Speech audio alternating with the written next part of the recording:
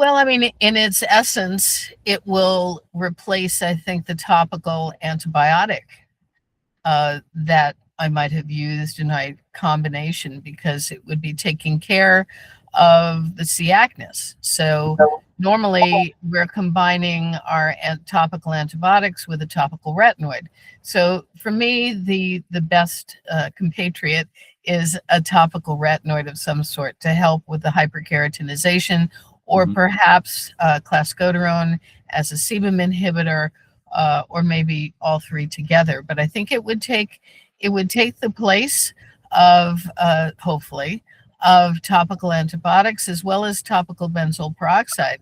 I love benzoyl peroxide, but it is, after all, an oxidant, and we worry or we think about that. And it has the unpleasant side effect of bleaching fabric, which is, seems like a minor issue, but is actually, it interferes with people's lives. So if we could replace it, wouldn't that be wonderful? So that's where I see it as an adjunct.